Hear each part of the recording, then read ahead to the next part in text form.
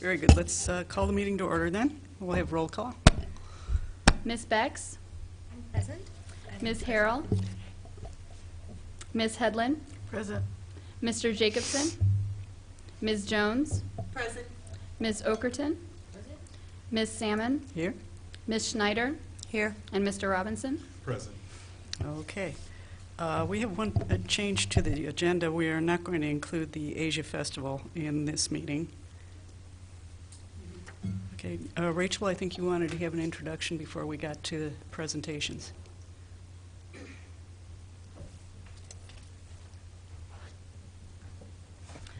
Good evening, everyone. Just to elaborate a little bit further, Asia Fest, which was a proposal put forward by the Asian American Cultural Center, has been at present reassigned to Tier 2. So that is why that is removed from the agenda this evening. You'll hear 4 presentations. I wanted to give just a quick introduction to kind of get us all on the same page about process, both for the presenters and for our arts and culture commissioners as reviewers. So just to kind of take you a little bit through timeline and to let you all know what is before you on your desks. I know that you received already access to every application that was submitted into Tier 3 category, as well as a copy of the scoring sheet that we will use this evening and through this process. You have in front of you a folder with more copies of the scoring sheet. So if for any reason you didn't bring your printed copies but would like to take notes or further score, you can do that this evening. These are for you, so they're in a folder. Please keep them in the folder, transport them in the folder, and keep them confidential.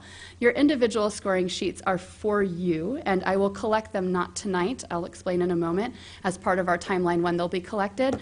But really, what tonight is intended to be is an opportunity for our Tier 3 applicants to give a presentation of their written proposal. And it's a chance for us to ask questions. And by us, I mean the Arts and Culture Commissioners, not me. And what I'm inviting you to do is to ask the questions that you may have made note of when you did a pre-review before tonight. Ask any questions that may come up tonight. It's an opportunity to just glean more information that might help inform your choice. And it also is an opportunity to get more information answered that might have come up because maybe something felt incomplete or you wanted more information. For reviewers, and I'll go over this again in just a moment, applicants, if you cannot answer a question that you hear this evening, you have an opportunity to answer that via email by Friday, by the end of the day on Friday. And I will be sending those out to our commissioners via email, any responses that we get via email. So let's say there was a question that was asked, and as an applicant, you just wanted to go back and check your data, make sure that you're answering correctly. That can be done certainly with that time period allotted, and you can send it via email and that will be forwarded. There's no penalty for answering questions in that way or making clarifications. Does that make sense? Okay, so let's talk about timeline for 1 second. More than 1 second. The timeline for applicants. So just to reiterate, applications were due on February 15th. On February 26th, tonight, we have a special meeting to hear the presentations and ask questions. On March 1st, there's the deadline, this is this upcoming Friday, for any further questions to be answered via email, as I just described. And then on March 12th is the regular meeting of the Commission to discuss and vote on final Tier 3 grant awards. So as an applicant, the only extra work you need to do beyond giving the presentation tonight is if there is a question that cannot be answered at present, to make sure you get those answered by Friday. Now for reviewers, you had, as you know, we received grant applications on the 15th. Between the 15th and the 20th, they were given a pre-screen and review as far as just simply organized to be sent out. On the 26th, you received them, and they were there for you to review. Excuse me, that should not say the 26th. I'm sorry, that should say the 21st. The 26th tonight, you have this opportunity to ask additional questions. We ask that you retain your scoring sheets. They go home with you this evening.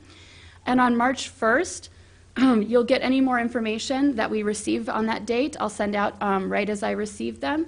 And you'll be able to also amend scores if you want to have it influence you in any way that you'd like it to. There is also on March 6th a deadline for you, that's the following Wednesday, to give scoring sheets back to our staff. That's your individual scoring sheets. You can send them through email, or we'll give you an opportunity to also bring them in person if you'd like to. And then on March 8th, so 2 days later, you'll get your commission packet for the March 12th meeting, and in it, the staff will have put together a recommendation based on your scoring sheets. That regular meeting of the commission will proceed as usual.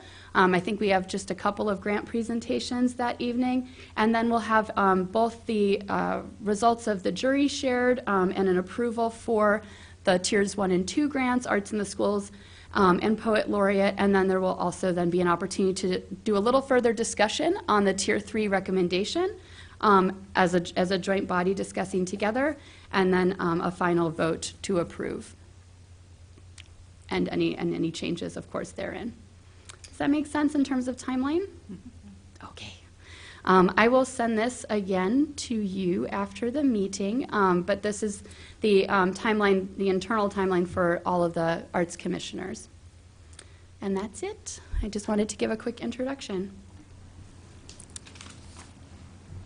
Okay, our first presentation is going to be from Seth Fine and Patrick Singer, who are already waiting for us, I think. Or did they leave? Yeah, Jason's got a... Okay.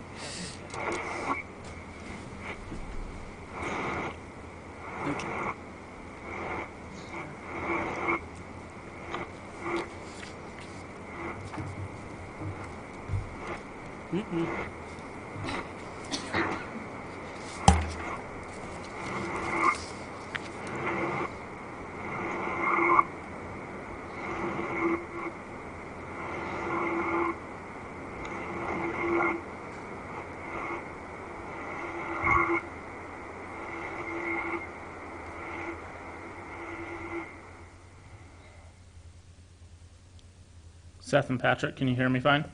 Sure can. You can, okay, cool. They're gonna go ahead, they're ready for your presentation. Okay. Should we switch to the PowerPoint? Sure, you can go ahead and switch to the PowerPoint. Right now, it looks like we're having some issues with your screen. I just see a snapshot of you guys.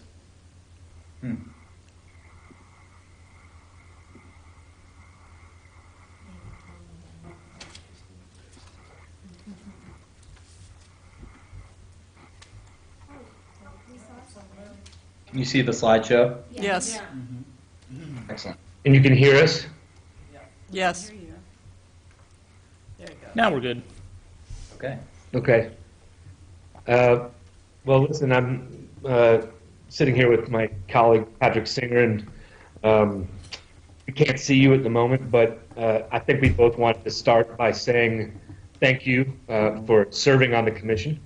We find it to be a very important component of building the kind of community we want to live in. And to Rachel and to the City of Urbana for accommodating us via Skype. We didn't design it this way, but this is our season for going out and traveling and meeting other promoters and going to different conferences. And so we find ourselves in Mexico City in the midst of one. So thank you for that as well. So to start, we are seeking funding from the City of Urbana and this year from the Public Arts Commission to continue to present Pygmalion in as comprehensive and a robust as fashion as we can. It is our 15th year, and it has grown over the course of that time to incorporate all different types of cultural engagement. Of course, it started as a music festival, and we've added elements like Maker's Fair, a literary event, comedy, and a tech component, which we now brand as Think. So that allows us to bring in all kinds of podcasts and speakers, and have added a hackathon to the mix. And so we've tried to be comprehensive as far as diversifying what we're presenting and why. And so the dates of the festival this year are September 26th to 28. And indeed, a grand majority of that will take place on the U of I campus in the Urbana part of campus in, next to Cranach Center and Canopy Club. A little history. I grew up in Urbana and went to Urbana High School, went to Parkland College, went to the University of Illinois, met my partner Justine, and we stuck around, and we've been doing Pygmalion since 2005. We're also the publishers of a magazine called Smile Politely. In 2011, Patrick Singer came on board and started working with us, and in 2013 became full-time and is now the vice president and the director of operations for Pygmalion. And we've tried to build a life here that is consistently engaging the best of our cultural output. We've got a pretty large budget by year 15.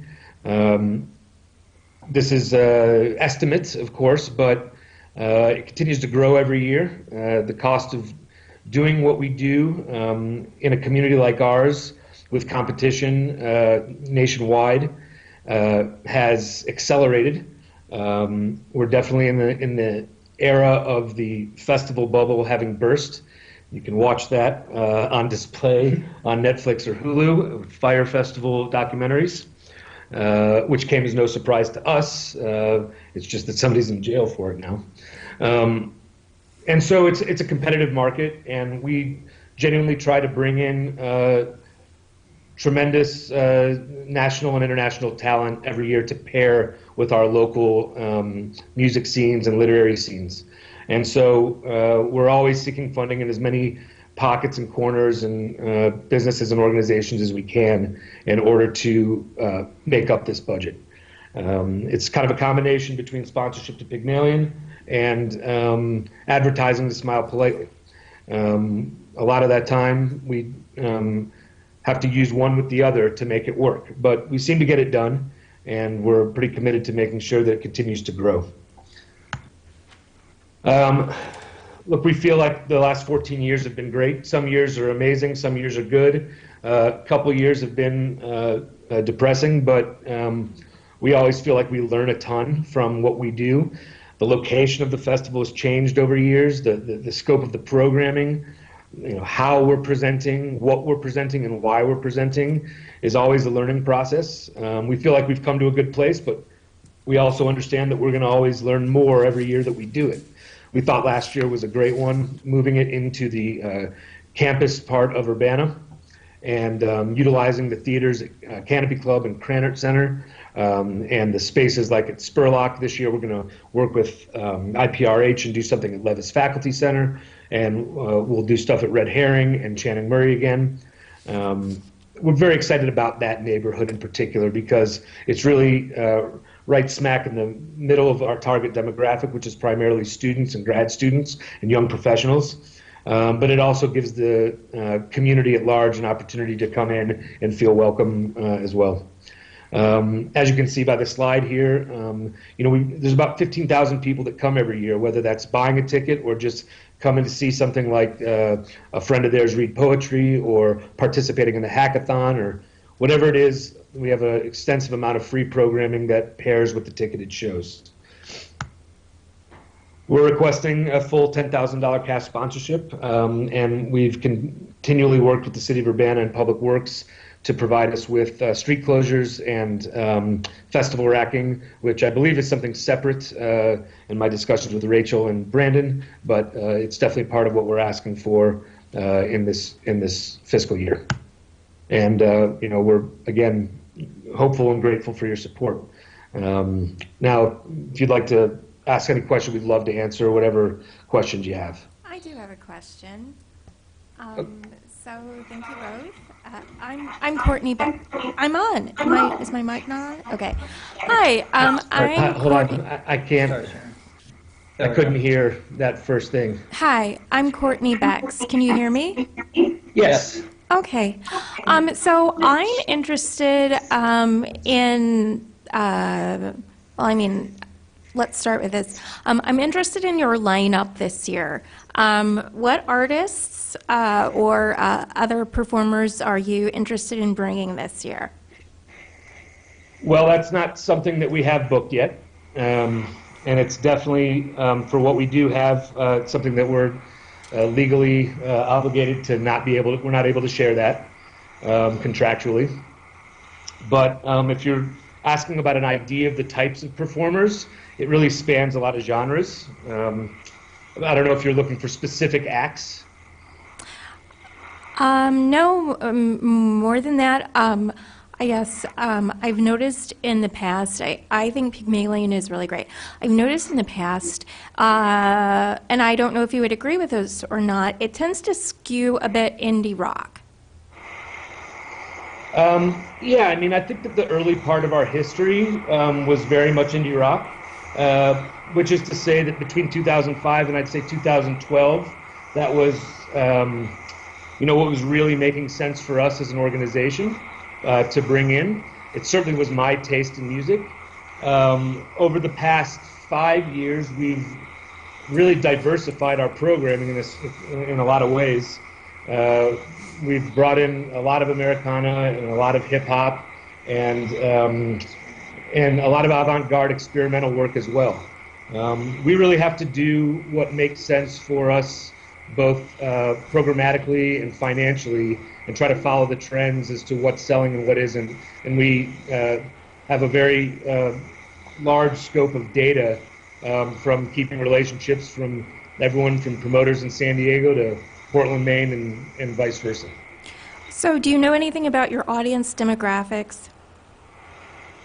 Yeah, I mean, it's our target is the 16 to 35 age, no question about that. We really feel strongly that what we're presenting is intended to appeal to a younger audience more than anything. Certainly, looking at the scope of the demographic in Champaign-Urbana, in September we have 50,000 students who are all in that age range, attending school and deciding in a lot of ways who they want to be or who they're hoping to be. And so that's really where we see our niche is in that demographic. And so your organization, Fine Bersoni, it's a for-profit, right? That's right. It's an S corp in the state of Illinois. And is Pygmalion Festival profitable? Yeah. Over the course of 14 years, yes. Between the festival and Smile Politely and my wife's photography business, that's our livelihood. That's how we make a living. Thank you. You're welcome. Anyone else? You have a question? Go ahead. Hi, can you hear me? Yes. Hi, my name is Stacy Robinson. I have a question about your audience takeaways in reference to the arts. What do they take away from this experience? What are they making and taking away? Are there any, for example, skills that they take away from Pygmalion? I'm relatively new to this community, and I've experienced Pygmalion over the course of the last 2 years, but as I'm reading your proposal, I had some questions about the audience takeaways in reference to the maker activities and skills that they may be able to take away from that, if that makes any sense. Sure. So, primarily it's an engagement to have fun. I mean, we're presenting artists in intimate spaces that in a bigger market play on a much bigger stage. And so, we're trying to continually make Champaign-Urbana a more enjoyable place to live. But with the addition of things like the Poetry Marathon within the structure of the literary component, or the Hackathon within the structure of the Think component, and as you mentioned, the Made Fest, we're trying to always find opportunities to engage our local artists and tech sector communities to get them involved so they can have a platform to showcase what they're doing and why it's important. It's not the type of festival that has learning activities specifically. We think it's educational from the idea of, watching people perform or interactively engaging with people while they're coding at the hackathon or reading from a chat book of poetry. And so as far as particular skills people might take away, you'd hope they'd just be inspired to continue to pursue creativity and to be a part of a community that wants that from the people that live here and the people that travel to Pygmalion to see it. the the Made Fest is a collection of 30 some odd primarily local artisanal craft makers, and they have an opportunity to set up and sell their wares while there's a broader set of programming happening around it. And so we're always trying to find connectivity and better ways to make sure that one component is interacting with the other. And I think that's best on display at Krannert Center each year on Thursday night, where we have a human library mixed with a technology demo, mixed with headline musicians and comedians and podcasts, and they're all bunched together inside of Krannert. One might not know about the other thing, but then they hopefully learn from one another. Thank you. That was very thorough. I appreciate that. Sure thing. Thanks. I'm sorry, you had. Courtney, did you have another question? Go ahead. Hi, this is Courtney Becks again, following on from Stacy's question, actually. I guess you had mentioned free events, which are great. It's really great apart from ticketed events. I guess I would see, especially in your technology-related events, I guess I'm wondering if you see any ways that through those events in that genre specifically, if there are ways that you might engage underserved groups or populations, especially children. Well, we're certainly... Or young folks. Oh, sorry, did you have something else? Or young folks, since eventually they'll be between the ages of 18 and 35. Yep. So we consistently try to put on as many all-ages performances as possible, whenever possible. Majority of our performances are open to all ages.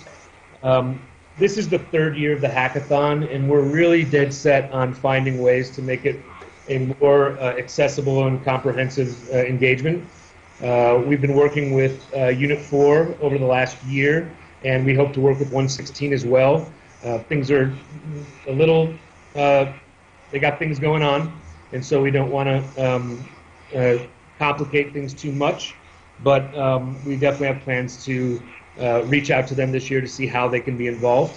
The best thing that we know how to do as far as being promoters of the event, and as people have done it for 14 years, is to do our best to put the information out there in as many ways possible. I mean, I don't know that we're comfortable going and handing out flyers outside of Urbana High School, despite the fact that I went to school there. But we really try to use social media to target our promotions to as many different demographics as we possibly can. And that's why we offer as much free programming as we can, because not everyone can afford a ticket to see the big headline acts. We want to always make sure that there's opportunities for people to engage without having to spend a dime. Jessica, did you have a question? Hi, Seth and Patrick. It's Jessica Snyder. Hi. Hey. I just had a couple of clarifying questions.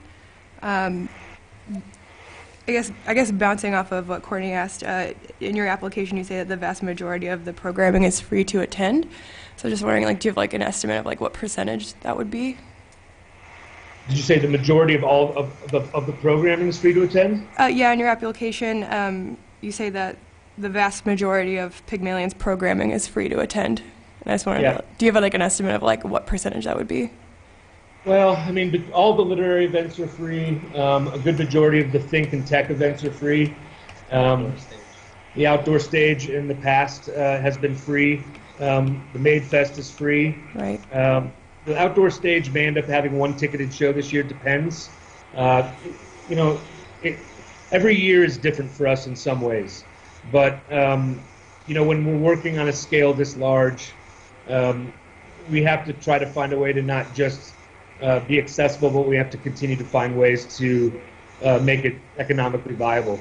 And so we're pretty well committed to making sure that the events that we can manage to keep free are always free. Certainly the literary component and the tech demo, and obviously the hackathon is free to participate in. And then we always try to throw in as many ancillary and kind of odd events as we can find to continue to engage. Like last year we had Yeah, we do things with Astronomy on Tap and do an event with our friend Joaquin. And then last year we had a James Beard Award-winning journalist come down and do a pizza tasting with Mayor Marlin and Mayor Finan. And all these things are free, and that's what we obviously hope to continue to do. Yeah, thank you for elaborating.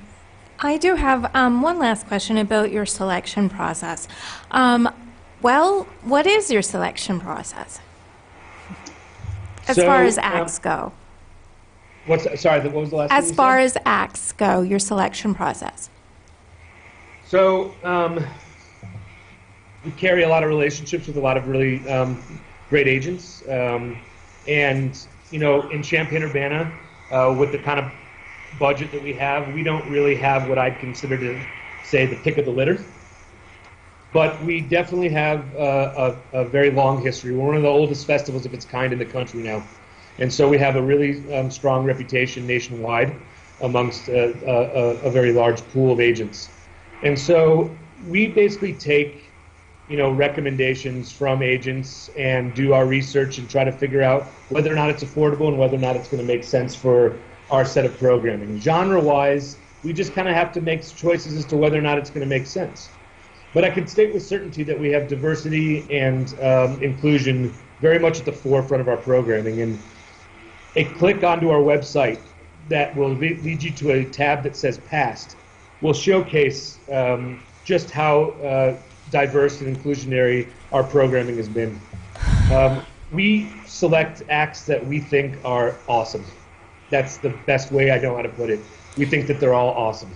And then what we do from there is try to pair those acts with what we consider to be the hardest working and the best sounding local acts, whether they're authors or musicians, and try to make that into a full bill each and every time. So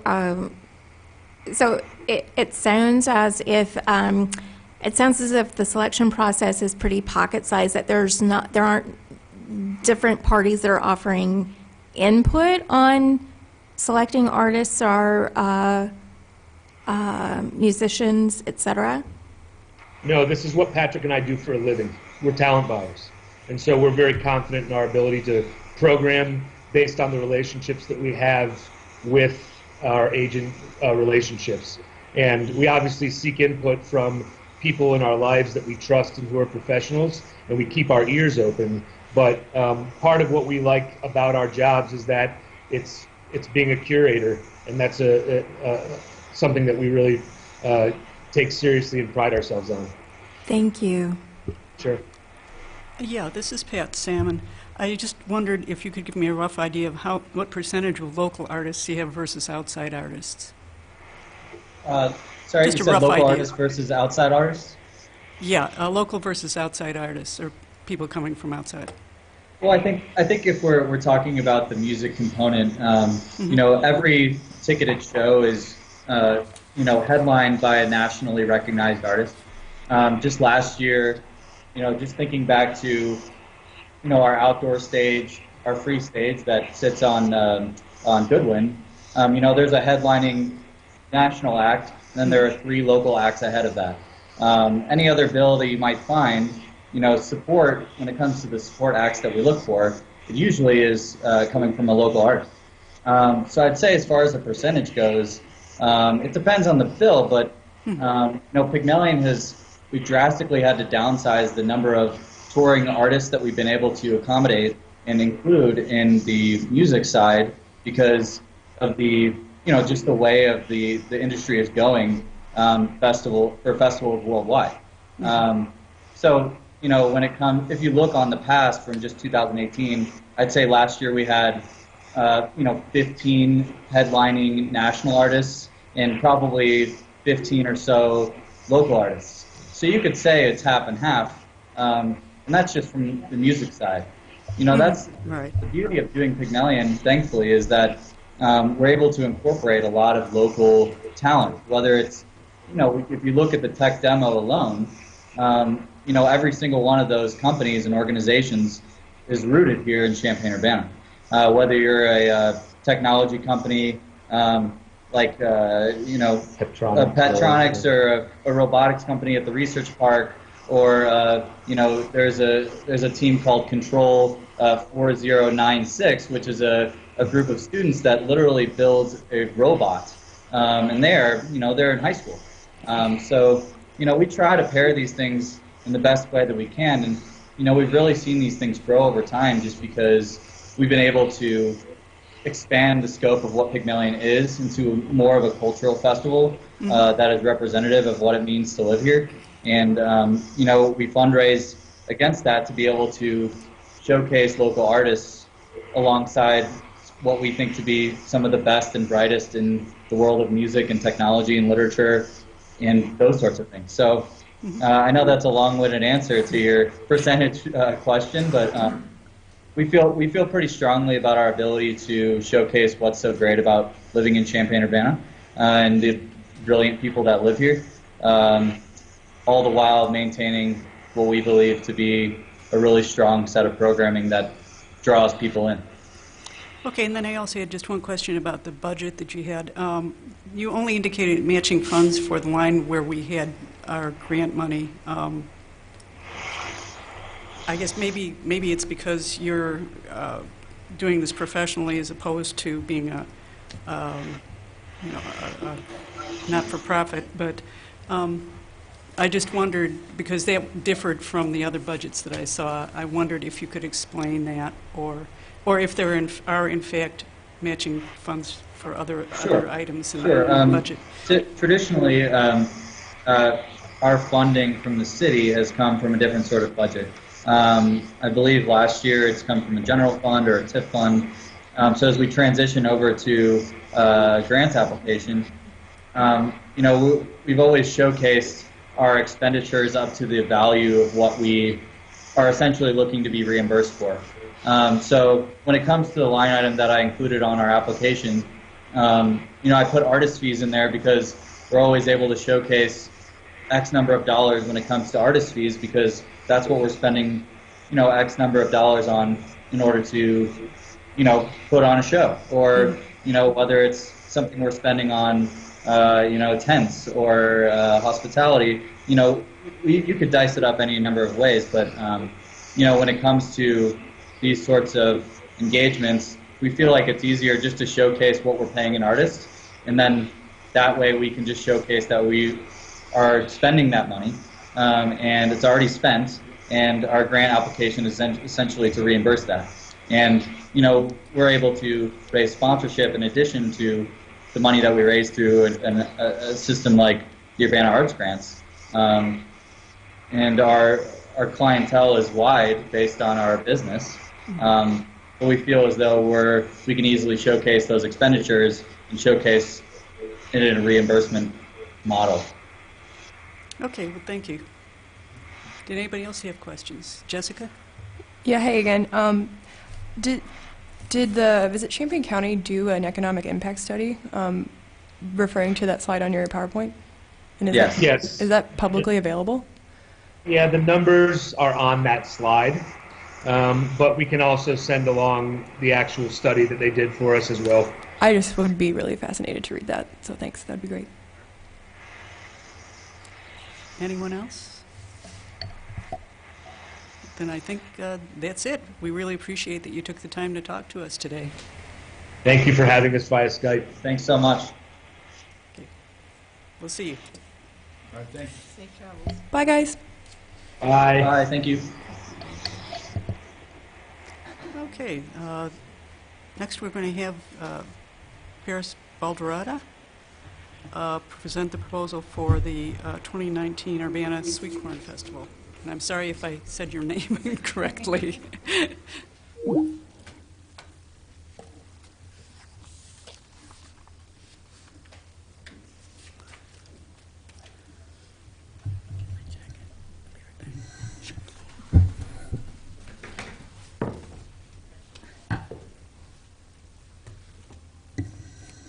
Okay, so my name is Paris Balderrada, Executive Director of Urbana Business Association, and I'm here to present in regards to the 2019 Urbana Sweet Corn Festival. So this is going to be the Sweet Corn Festival's 45th year. Started in 1975 in the Busey parking lot. It actually started as an event by Busey when the students came into town for them to open checking accounts, and they were giving away free corn. It is Champaign County's largest free annual festival. Over 20,000 people attend each year, and around 20,000 ears of corn are consumed each year as well. The festival is definitely a family-friendly festival. We have all kinds of great events, and we've incorporated over the last 2 or 3 years more family-friendly events than we had in the past. So we have fire performances, magic, and juggling. The fire performances occur before the last act each night on the main stage, and then during the day we do have magic and juggling and different kinds of things of that nature that are happening within the festival. CU Adventures in Time and Space, they have an escape room, but they actually set up a puzzle hunt throughout the festival, so they'll have different puzzles and games and maps, and everyone can, sign up and go and run around the festival solving these, and then there's prizes and t-shirts and giveaways that they can, and that's free for everyone to participate in. Last year, we had chainsaw carving station set up, and this year it looks like we're going to incorporate a chainsaw carving competition into the festival. We have inflatables for the kids. Tricoci Beauty School, they come in and they set up and do face painting, glitter tattoos, braids for the kids. The Shamrock Academy of Irish Dance attended last year. They'll be back again this year. And then One Community Together programming, which is put on through the University of Illinois. They do programming, musical programming, but also kids' activities. So different activities for the kids that has to do with nature, playing with musical instruments, and different things like that. We have over 100 local vendors. But local, we stay within the state of Illinois, but mainly there is within our community, most of them. We normally have around 25 food vendors, merchandise, informational, different artists and crafters, and different community groups like the Boy Scouts, Mercy's Refuge, Bible Education Center, Housing Authority of Champaign County. And then we have local beer and wine. This year Riggs will be sponsoring the beer, and then we have Wildwood Cellars as for the wine. And to mention some people that we couldn't have the festival if we didn't have them would be our sponsors. We have 23 businesses that are sponsoring in cash and in-kind in combination. And then volunteers, it takes over 400 volunteers. So we have different community members and organizations that volunteer at the festival each year.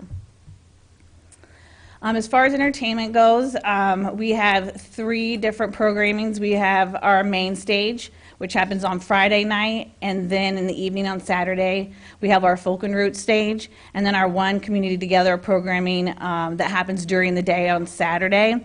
One of my favorite parts of that programming is where all of the community high school bands come together late afternoon on Saturday of the festival, and they all play together. So our funding request is for the full $10,000. I put a copy of our budget, and then there was that separate budget that was included in the packet as well, your guys' requested format. So that is my presentation. Thank you, and I'll take any questions. Okay, go ahead, Courtney. What artistic and/or cultural impact do you hope that the Sweet Corn Festival has on Urbana? Well, actually, it's funny. That's a really good question. Every time that I've presented on Sweet Corn or hosted Sweet Corn Festival, I've never thought of it really in the way that I've been thinking about it lately, about artists and how it's impacting the community. But I realized it's a really good platform for a lot of different artists to be able to come in, and we bring in, like, say, musical acts, up and coming, new people that don't normally get a chance to get in front of thousands of people that they don't normally get to. And then we have, like, martial arts and, let's see, what else we have? And just, like, and for the kids, too, for the kids to be able to get in front of like instruments that they might not normally be able to do. So I just think it's a really great way for the community to get together and see the arts. Anyone else have a question? I have one. Go ahead, Barbara. I have one. Sure. I've been attending the festival for a long, long time, ever since our son was a young man and a young boy, and we moved to Urbana in the early 80s. But last year, we were disappointed because we always like to go to the car show, and there were no cars this year. Yeah, Did you get a lot of feedback about that? No, actually, I hadn't had any feedback about it. So the car show actually chose to do a different festival or a different event the weekend before. Right, we knew that. Yeah. But we got so used to enjoying that as part of the festival that was something we looked forward to. And we Yeah. happened to ask some police officers, and they said, you know, a lot of people have been asking that, but they're not here this year. Yeah. So- Yeah, that was something outside of my control. So Yeah, they sure. chose to attend a different Do you think event. they'll be back, maybe? Maybe. Depends, I guess, what their schedule is this summer. Yeah. Yeah. Okay. Thanks. Yeah, you're welcome. I also just had a question on the budget, not the one that you did for us, but that one that you showed on the screen. It does show somewhat of a deficit. Does that happen often, or is that No, something you so- can compensate for? Or can you explain that a little bit? Yeah, so what you're looking at on that screen for this year is what we know that we have guaranteed funds. So in the past, when we would get city funding, we would get a full $15,000 from the city. Okay. But at this time, because of the way it's restructured, I'm budgeting for the 10 through the Arts Commission, but I don't know what's going to happen with that 5. So there's where that is going to be. So we'd have to look for more sponsorship or request more money from the city in another way. Okay. Yeah. Any other questions? Yeah, go ahead, Janelle. Hi. Hi. I noticed in the budget you gave to us, the money you're requesting from us is going to administration. Since our budget is so big, I just put it in that line item just for the ease of, but it could go towards any okay. one of I was those just- items. I was Yeah. just clarifying that. Yeah, Okay. Thank you. That was my question as well. yeah. I also had another question. Sure, go If I ahead. can. Yeah, go ahead. I was wondering, you mentioned the Folk and Roots, they have their own stage. How are the other stages chosen, or who's on the group, I guess? Is there a selection committee or a selection process? So Folk and Roots, they do the programming for the One Community Together programming. That's through the University of Illinois. We have someone through the Sousa Archives who programs that stage. As far as the main stage programming, that's something that staff does. So myself and my marketing and events manager. But we also take advice. We worked with Cranert before and other musicians in the community to develop the programming for that stage. So it's not like a submission, it's sort of you search out. People submit to us all the time, and we're also seeking it out. So it's a combination of both. Right. Yeah. Thank you. Yep. Go ahead, Jessica. Oh, Hey, Hi. could you talk a little bit about the accessibility of all of these events that you were talking about? Do you have to pay to do any of them, or how easy is it for people of like any age or socioeconomic status to get to and enjoy? Yeah, no, everything is free. So all of the programming and all of the stages is free. The only thing that you have to pay for is food and drink when you're at the festival, but everything else is completely free to the community. Thank you. Anything else? Okay, well, thanks very much for the presentation. Okay, thank you. Okay, Kelly, you're up.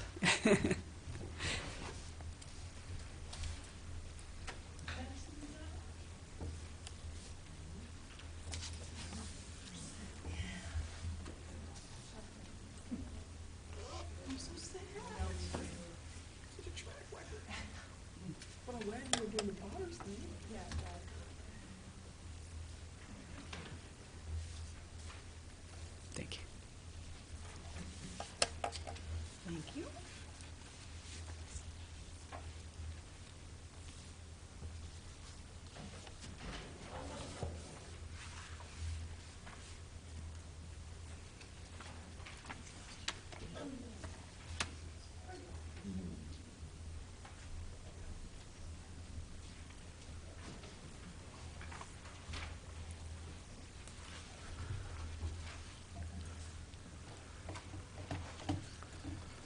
So I think to start off, I'll just play a very short video that was an overview of the festival last year.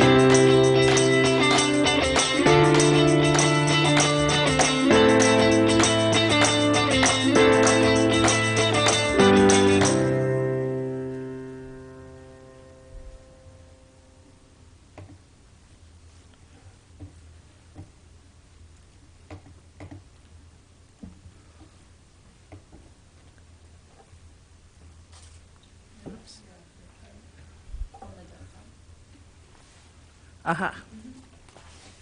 Thank you.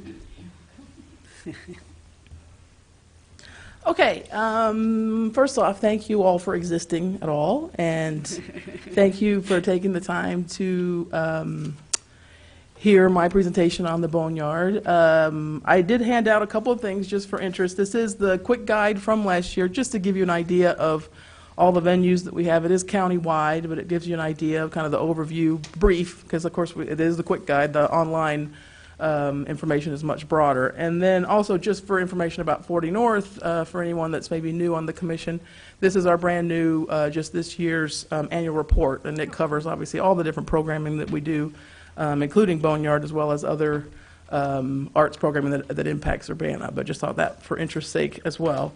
And then, of course, Boneyard in general is incredibly unique. This will be the 17th year, April 4th through 7th. I have a lot of people that ask me how it works, because I think a lot of times when they hear about an arts festival, they assume it'll be in a very specific spot, in a park, on a road, with a line of white tents and artists selling their wares. And the Boneyard is very, very different. It basically is kind of a county-wide celebration of all the arts we have to offer. And not only is it a way for the artists to show their work and people to discover our amazing creativity, but it's also a way just to discover our town. Because with 90-plus venues every single year, people get to go out and basically explore, which is my favorite part. I made to about 74 venues last year. I don't recommend it. It's difficult to do, but I try to get to as many as I possibly can. And I do. I discover brand new venues, brand new stores, people that moved, as well as discovering new artists and performers and clubs and groups that have collaborated. It's just a great way to discover the amazing creativity we have here. So it's especially an economic driver, because not only do the arts get out there and people discover the arts, but they actually are driving traffic into a lot of these venues. Mm-hmm. So I just wanted to reiterate that, because it is very unique and special to the Boneyard Arts Festival compared to most. So this is our 17th year, I think I mentioned. It started as just a 13-venue, kind of a gallery hop, and obviously grown over the years to now being countywide. Thursday, we mostly focus on campus. Friday and Saturday is Champaign-Urbana, and then Sunday we use for kind of out-and-about venues across the county, or as anyone who, a lot of artists open their studios on Sundays, things like that happen on Sunday. So I just wanted to give a brief few slides. A lot of the funding that we would receive from this grant would obviously be on promotions, because that's one of the most important part.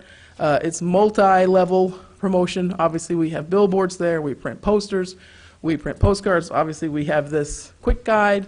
What we started 2 years ago for the first time is we have a website solely dedicated to the festival. So we have our 40north.org website, but we actually created boneyardartsfestival.org just for the festival alone, which has been great, because then I can feature a little page for every single artist. So every single artist that participates gets their own page that then links back to any of the venues that they're participating in.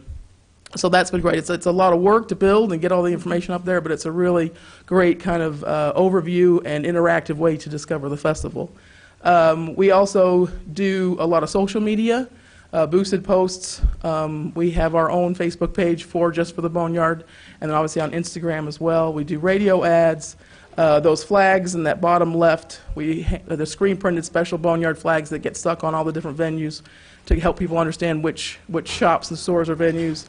And then also yard signs, mostly used in places maybe that to give a little bit of direction to, maybe a little bit off the beaten path so we can direct people.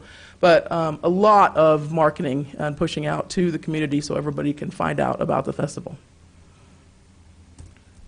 The other thing about Boneyard for us, I mean, obviously I'm a small staff. It's actually just me. I'm the only staff member of 40 North. So collaborations are key, and we love collaborating for Boneyard. It's one of my favorite things. Obviously, you guys are one of the main people I collaborate with. Thank you, Rachel.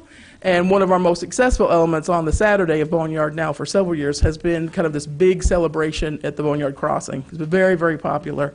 You can see some pictures there. We get the bubble guy out there. There's face painting, juggling. The DJ was awesome last year. It was fantastic for the vibe.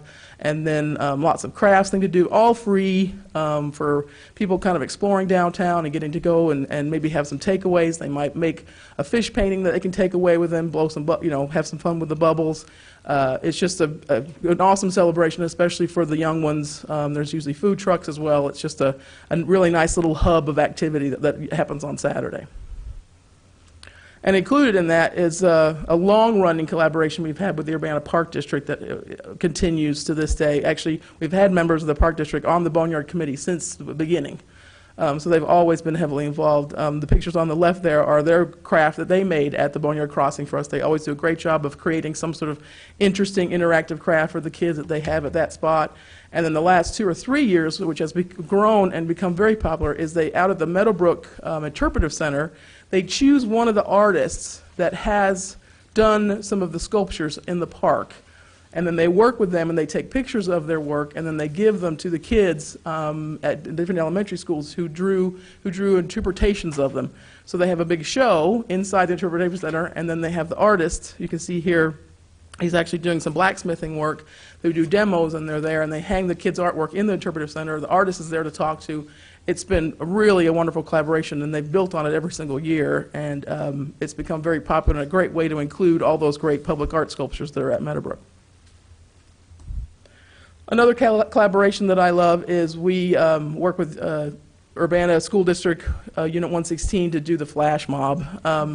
It is so much fun to see all the families. The parents come out. They usually perform once inside Lincoln Square, and cross your fingers weather-wise. If the weather's great, then they come out and do it in front of the courthouse. They have a special DJ. They do a few songs, and then people just dance afterwards. But they have their very choreographed flash mob that they do first. But it's just wonderful to see the kids out there. And last year was very meaningful. The song they chose, the choreography that went along with it, it was pretty moving. And then, of course, then they just dance and have fun. It's just great to see. And then also what we stepped up the last couple of years through very hard work from the committee is kind of decorating downtown Urbana to be as celebratory as possible. So making, cutting out these bones and hanging up this kind of between trees and all along, and then chalking the sidewalks. It just makes people know that something special is happening in Urbana, something celebratory, and it just kind of changes the vibe of downtown. And then the last slide I wanted to put up was just things that we really encourage and we help make happen. Pop-ups are becoming a really integral part of Boneyard, which I love throughout the county. Up the top left there, that was the Cohen Building, Peg Shaw. So taking empty buildings and kind of transforming them for a weekend, it's become really great. We've done it across the county. It gives artists that really great chance to just get very creative and transform something, and then people get to go in and just experience something they might not ever have experienced. And then the other one next to that is actually at the Boneyard Crossing, kind of underneath the viaduct. It was very cool. They were lit. It was just a wonderful space, and he literally created it just for that spot. So the idea that he's doing a pop-up right there in the crossing is wonderful. We also encourage a lot of outdoor performances, the ones we program, as well as any businesses. You know, if they say, oh, we don't really have a visual artist or we don't have wall space, we say, hey, get a band. Put them outside or get a stage in the back. And so that always helps to feel the vibrancy of downtown as people are walking around hearing the live music. And then over on the right, any sort of demos. I mean, people just love to see artists at work. So we always encourage the artist or the venue that's booking the artist, if you can, see if they'll do, make their art right there on the spot and have a good demo going, because people love that. So just wanted to talk about a few of those things just to let you know that that's kind of the stuff we encourage to kind of build the interaction of the festival. So I would love to take any questions at all. Like I said, Boneyard wouldn't be anything without Urbana and working with the city of Urbana, and we've been thrilled.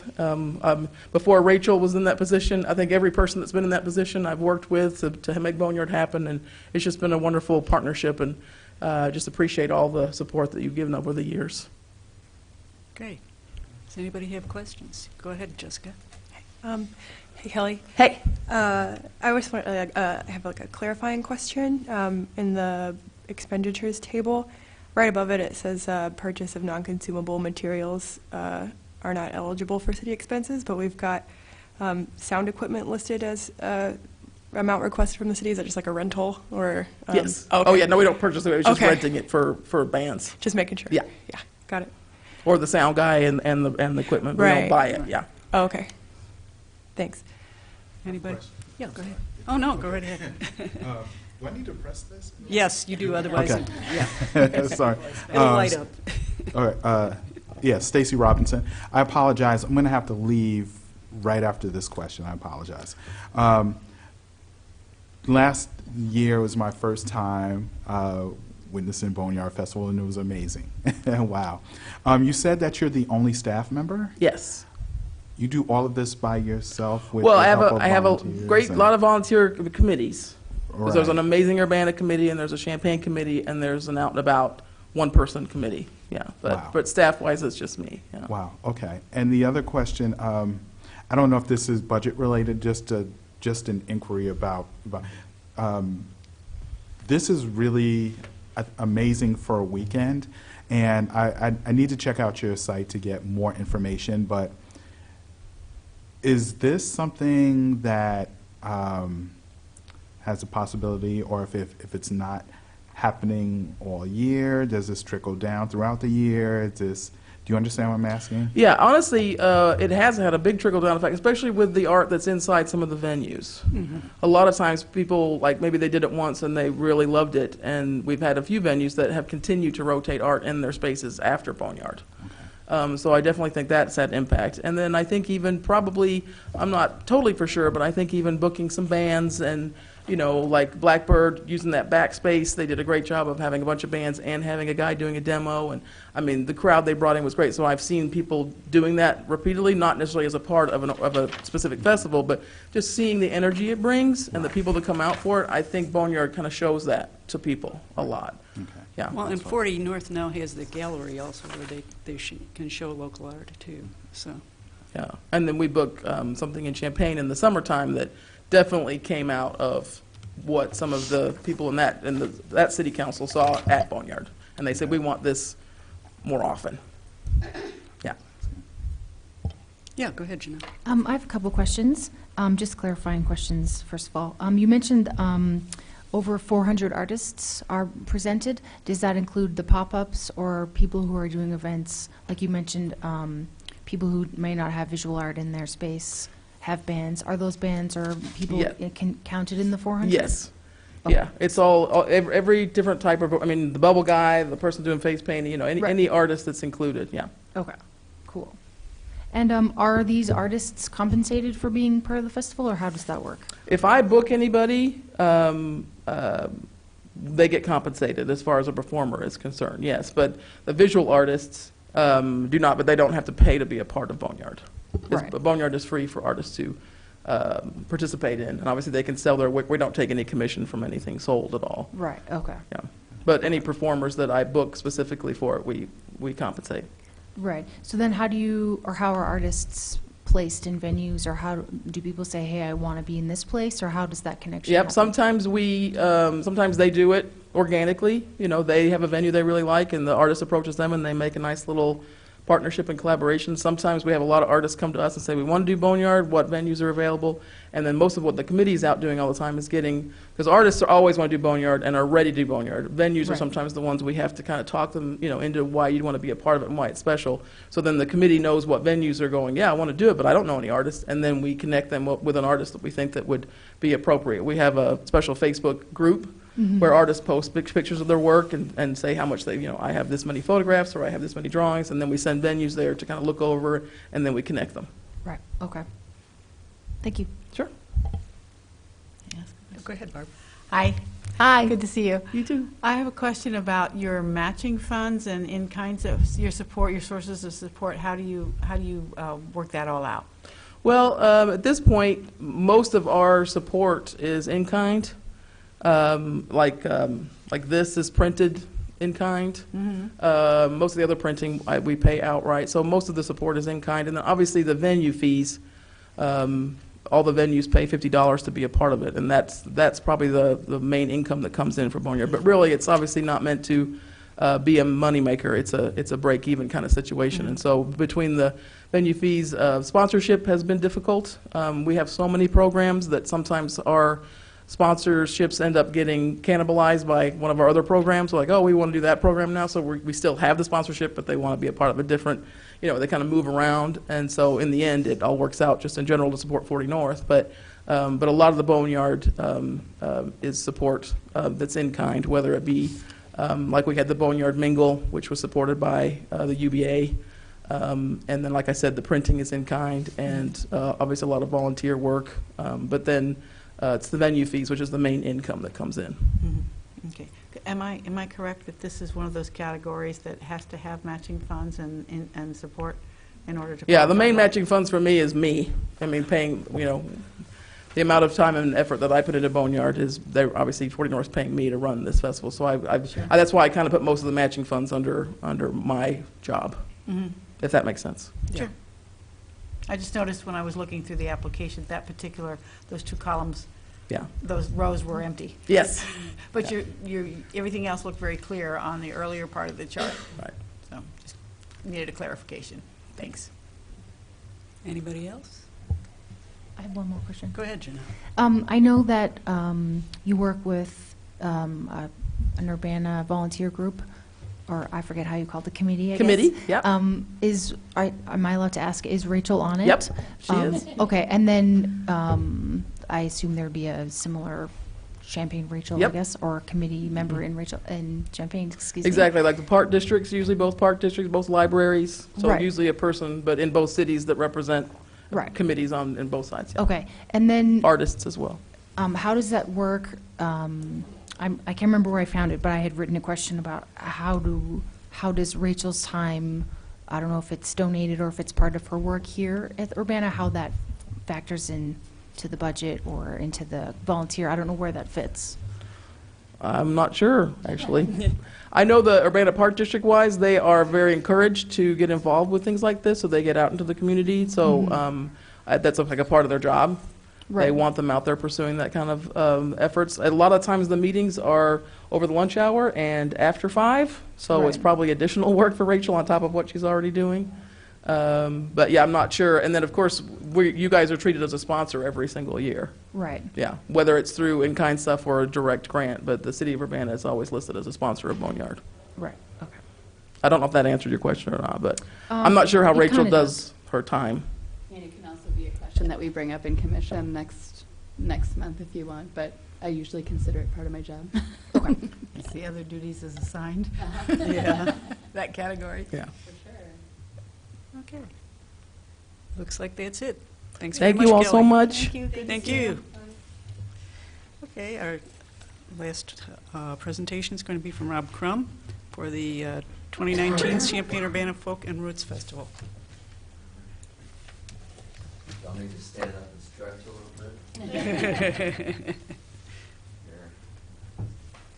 Just a save the date card about the festival. It's printed on 2 sides. Thank you. And Thank you. I'm an eternal optimist. I already put on bids, which supported by funds from the city of Urbana and it's always hopeful. All right.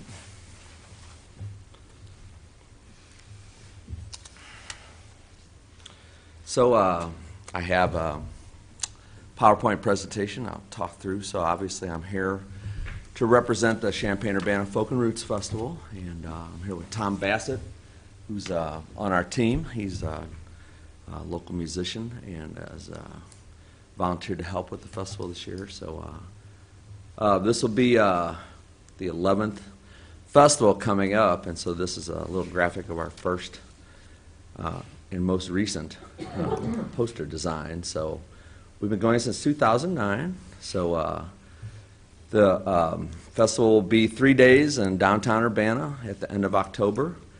We'll have about 80 performances with everything in downtown, except we do have an opening night at the Krannert Center. A lot of different events. So performances are just the beginning. We have a lot of participatory activities, workshops, and dances. We have activities for kids of all ages and jam sessions and just a lot of different things going on, workshops. Many of the festival events will be free. That's something that's always been a part of the festival. And we expect a crowd of about 1,400 to 1,700 people. We have, if you're familiar with the festival, we're an indoor festival for the most part. And so we use venues in downtown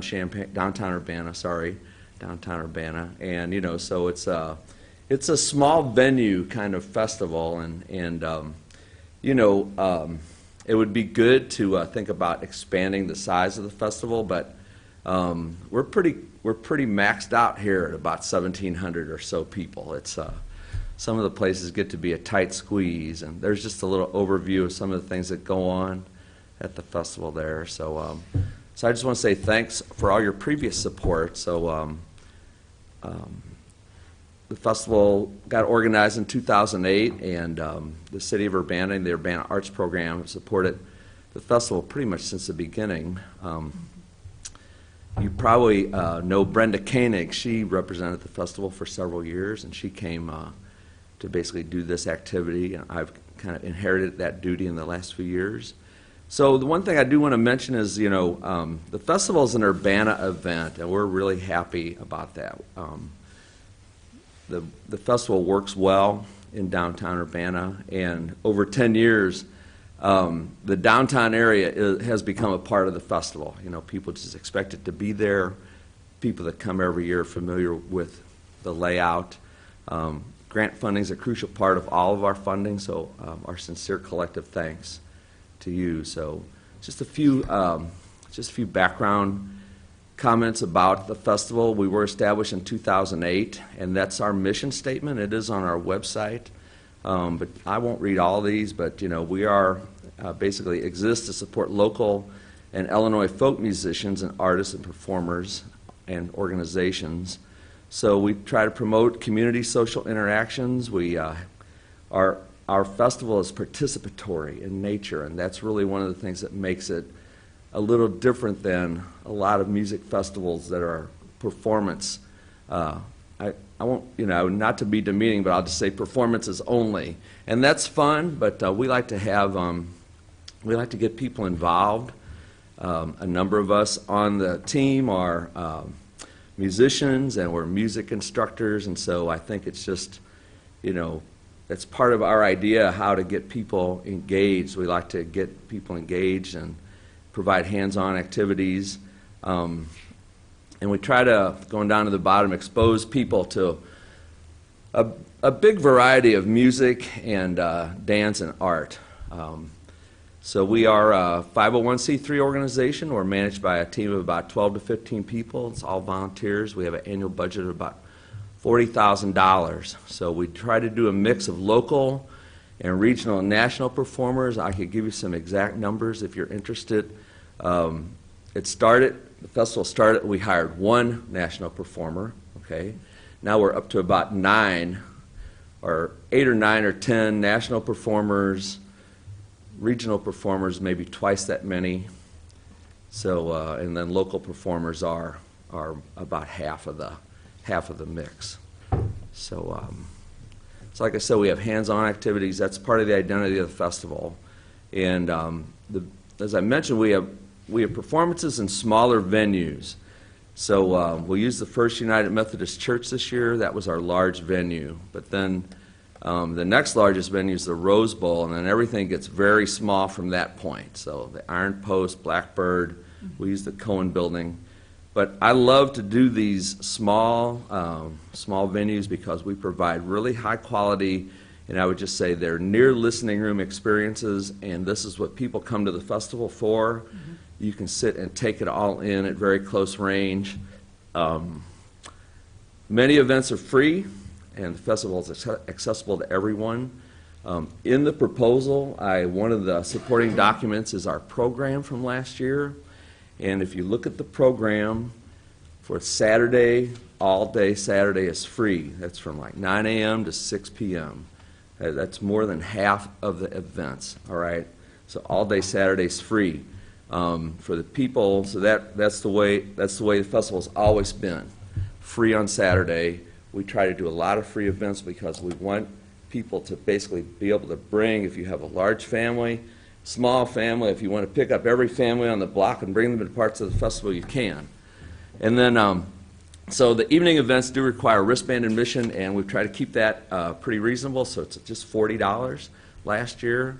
The first year, our wristband was $15, so I just looked that up. Prices kind of crept up, but it's still very, very reasonable. So, like I said, all the events except the Krannert Center kickoff are held in downtown Urbana.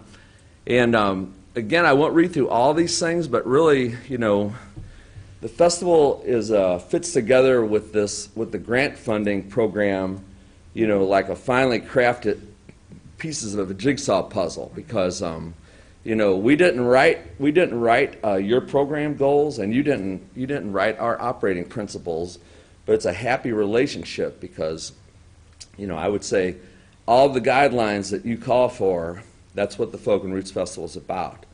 So we're a downtown Urbana event. We integrate arts into the urban environment.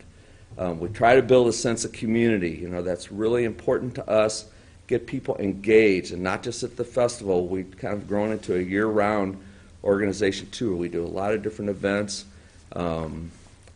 We try to get people to participate. That's, again, trying to build community, make sure everybody feels welcomed. We bring people into downtown Urbana, and I think there's probably people that come to some of these venues, and I've heard people say, they look around kind of in astonishment, wide-eyed, say, it's the first time I've ever been into the Rose Bowl, and I've lived here all my life. I've never been here before. So we hear a lot of comments like this. So we book a lot of new performers. We do hands-on.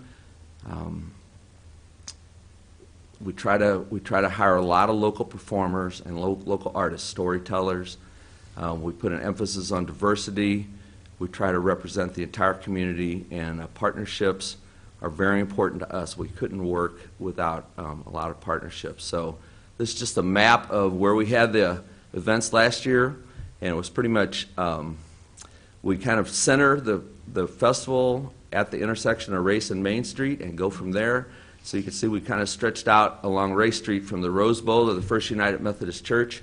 We did use the Krannert Center, but like I said, that's all part of the identity of the festival too. We try to get everything in a very easy walking distance kind of area, and that's what the festival is known for, and that's why people keep coming back. So I'll just show some pictures from last year. We did the kickoff event at Krannert Center. If you were there, you saw this terrific band, Son Monarchas from Chicago. They're just tremendous. We used the Blackbird. We used Blackbird as an opening night. We had a late night set there with the Mighty Pines from St. Louis. And the Blackbird is going to be a full festival venue this year. That means Thursday, Friday, Saturday. We had events at the Sip Yard, including this group of pipers. And if you were in downtown Urbana that Friday night, I guarantee you heard those pipers. We had a little fire going out there, a little song circle. The Urbana Free Library is a great partner for the festival. They host. They love to be part of the festival. I think I talked with the library staff. They think they had 700 people in the library for festival events last year. So we have a lot of events for free: songwriting workshops, presentations, performances, events for kids. So things really go well working with the library. So there are all the festival project partners. So I'd say, the Urbana Public Arts Program and this funding opportunity, you're part of a network of supporters and donors. Sousa Archives, the UBA, Krannert Center, many others, Upper Bach Guitar Shop, Record Swap, and more. We partner with organizations. There's a dance group called Blues Central. They do blues dancing. Central Illinois English Country Dancers. We work with them, the Urbana Country Dancers, and Prairie Crossroads Blues Society, Pygmalion Festival. Seth was just on the presentation. So Pygmalion Festival and Smile Politely, we get a lot of support from them, and the UBA and the Boneyard Arts Festival too. We love all those organizations. We get a lot of in-kind donations from people, businesses. We get a lot of donations, big and small, from about 75 individuals, and that can be $20 or $100 or whatever. But it's a big community effort. So the Iron Post hosted a lot of events for us last year. The Iron Post is one of the main performance venues. Then we had a lot of kids events, family events at the Community Center for the Arts, and their front room there at Community Center for the Arts is tremendous. And Truth in Advertising, I used to teach guitar lessons there. I don't anymore, but that's my little be truthful moment. Still love Community Center for the Arts. We for the first year, we used the United Methodist Church, and there's this picture of Nikki Brown, who and her sisters, their band's called the Sisters of Thunder. That's shown up here with Nikki with her arm in the air. I guarantee if there was any bit of dust in that sanctuary, that dust moved that night. It was a rockin' performance, and we love doing things like that. The sanctuary was just, it sounds so good in there. Somebody let their dog in for the workshop with Jerron Paxton. He had that dog running around. So anyway, Rose Bowl and Cohen Building. I didn't want to include so many pictures of everything, but the impact of the festival, what it brings to Urbana, so there are a lot of people downtown on the street. So I'd say there's easily hundreds of people at any given time. And, it kind of takes people to build a buzz to get other people interested. So I always love events in downtown Urbana. We try to build a sense of community. People are involved and engaged. I'm sure we do some increased businesses for places that, like the Rose Bowl, and Iron Post, and Blackbird and Sip Yard. We increase the visibility for festival partners such as Community Center for the Arts and the library and others. Additional businesses for local restaurants. I guarantee there's a massive amount of coffee consumed on Saturday by the festival attendees. And there are people, I'm sure the Courier Cafe does great business, Siam Terrace. People are looking for places to eat in downtown Urbana. So the festival highlights the local music scene, which is one of the reasons the festival got started in the first place. and it helps to put on the radar of many musicians, and a lot of those people return to play other shows. And again, provide some visibility for project partners. So there's the budget details. I feel a little like I didn't ask for the full $10,000, all right? So maybe should have, but $9,050 is what the budget request is for. Our organizational budget yearly is about $40,000, so it's not a tremendous amount of money. The budget for the festival is, most of that money is $32,000 to $35,000, depending on the year. The majority of the proposed grant funding for the budget was $6,000 would be used to book performers. And we straight up do our bookings first and foremost with the emphasis on diversity as far as the National Touring Act. So diversity means a lot of different things in this case. It means, gender, race, musical genre, geography. We're looking for a big diversity, and the festival has kind of made a good name for itself by catching people who are kind of on their way up. Because we booked a lot of people over the years. Frankly, we can't afford to book them anymore. We were lucky to get them at the time, and so booking is our largest single expense for the festival. That's about $18,000 or so. The other grant funding we requested be used for various other costs, promotion and printing, lodging, equipment and space rental. And then all the expenses will be matched 70% by the festival. And again, our budget comes from contributions by many people, okay? Organizations, individuals, businesses. Okay, so the festival has grown into a year-round community resource. On the back side of those reminder cards, there are all these things that are listed. Actually, the Winter Weekend just happened. If you missed that, we did a 3rd annual Winter Weekend, kind of a 3-day mini festival in downtown. It was at the Iron Post and the Rose Bowl. That was a lot of fun. A good thing to do in the dead of winter is have a music festival. The Roots Walk is coming up. We do Folk and Roots Fridays. Those are two events with the Park District. Paris mentioned the Folk and Roots stage at the Sweet Corn Festival, so this will be our 6th year we do that. And we also do a lot of shows during the year. So thanks for your consideration and continued support, financial, moral, and otherwise. Really appreciate all the work that everybody does here to support events like the Folk and Roots Festival. Please join us in October. You can march in the Musical Mayhem Parade that's shown here. That's one of the really fun activities. People come out of the shops and along Main Street with this sense of wonder, like, what the heck is going on here? So anyway, and I just thought I'd acknowledge our festival team. They're all listed there. There's lots of folks from Urbana. Musicians, like I said, there's 12 of us on the main crew this year, and we have a good bunch of volunteers. So we get about 90 or 100 volunteers just for the festival to help, and they all work about 4 hours. So that's 360 to 400 hours of volunteer time just for the festival. But we need that to make it work. Anyway, so I'm happy to take questions. If anybody has any questions, go ahead and. Oh, go ahead, Courtney. Yes, I'm Courtney. I really love what the Folk and Roots Festival does, how it utilizes downtown Urbana, and how it has spread out beyond just the 2-day event in October. So I know just enough about folk culture to be dangerous and meddlesome. What now? Say it again. I know just enough about folk cultures Okay. to be dangerous and meddlesome. Okay.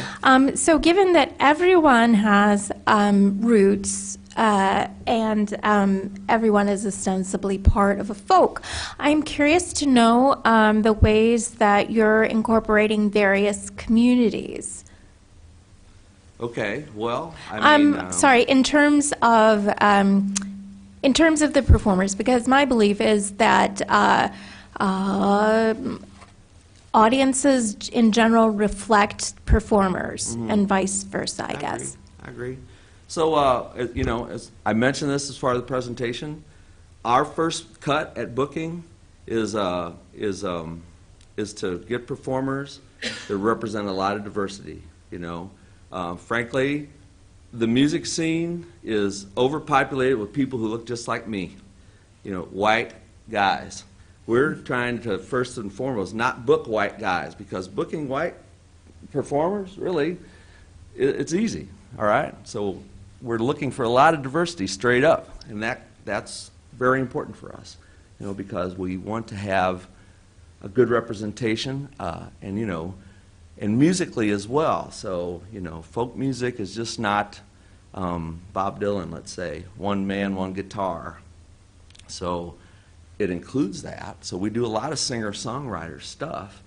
But short of, I don't think we've had a hip-hop band yet, but that'll happen someday. We've had maybe no classical music either, but we have had, if you ask about have you had a genre of music, I would say yes. We've had blues, jazz, bluegrass, gospel music, Sacred Steel, that was Nikki.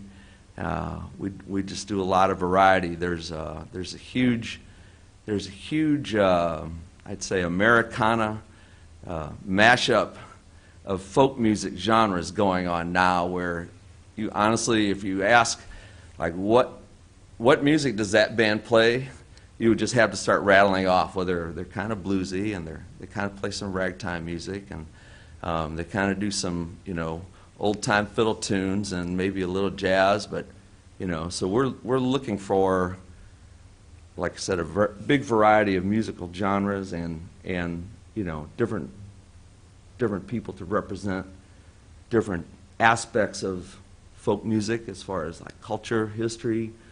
We do have a lot of storytellers. We have people who do workshops about, let's say, the blues, the development of the blues over time. We've had 2 or 3 people doing that. We've had people teach songwriting workshops in different genres. You know, some men, some women. Write happy songs, sad songs. Last year, the murder ballad narrative songwriting workshop was packed. So, go figure. Does that get to the root of your question? Well, right, but I mean, insofar as, well, Eastern Europe even, or is that not the kind of folk that you mean? Eastern European? We'd love to have a good polka band, all right?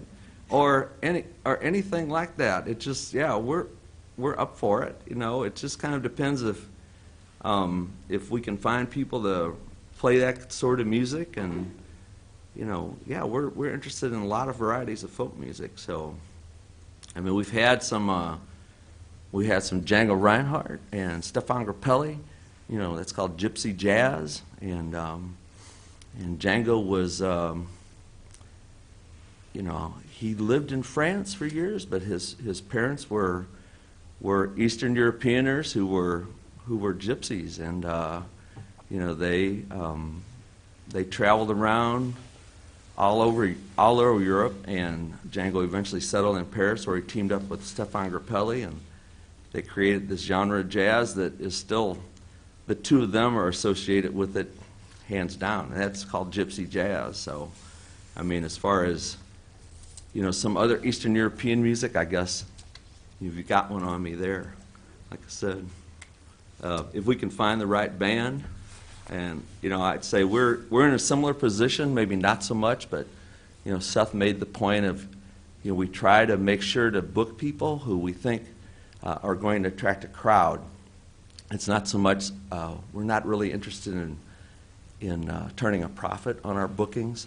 So if you were all potential investors, I would just say the Folk and Roots Festival is a bad investment, all right? Because we don't make money every year from the performances. So we just try to make up some of our balance that we spend.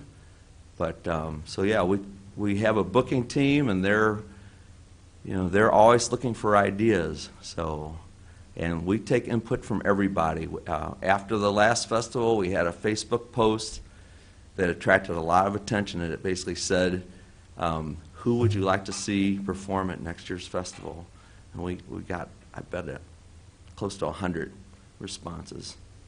So if you have some ideas, we're open, all right? Because the other thing about that process is this time of the year, we're really just starting, so we have no bookings, but we're starting to work on that. So the festival just happened in late October. We take a little bit of time at the end of the year to start breathing normally again, and then the first part of the year we start hitting it pretty hard. So, like I said, if you have ideas of people you would like to see, we maintain a running list of performers, and we've done a good job. So this will be the 11th year. So we basically have had about 800 performances under the the history of the festival, and every year we book about 60 performers. So it's Okay. all right. Anybody else have questions? Janelle, go ahead. I have one. Go ahead. You mentioned your annual budget's around 40,000. Mhm. The difference between the festival funding and that amount, what does that go towards? Well, for example, we do a stage at the Sweet Corn Festival. Okay. And, we have some ongoing organizational costs. We have some memberships. We try to send people someone to the National Folk Alliance meeting every year. That's kind of where performers and bookers, that's the purpose of the meeting. It's a big national, it's a North America meeting. It just happened in Toronto. No one went this year. But so we try to send someone to the Folk Alliance meeting. There's some costs there. Like I said, there's just some other year-round costs that we pay to have our books audited, all right, every once in a while. So on a yearly basis, which is a good idea. I could get you some specifics. I can't sit here and rattle them off, No. But if you're looking for more specifics, I could. That's good, thank you. Okay. Anyone else? Okay, I think that's it then. Thanks a lot. Okay, thanks very much. Good luck with your proceedings. I know you have a lot in front of you. So. Okay. Rachel, did you have other? Yeah. I just wanted to make a quick comment and a reminder. First of all, thank you to everyone who presented, those who are here or tuning in from away now. It's really wonderful to be able to see this project unfold. As a reminder, this is our first year with kind of a new process, so we're gonna take a lot of information in and probably also think about how we like that process to go forward. But I really appreciate everyone taking the time to be here, and all of our commissioners too.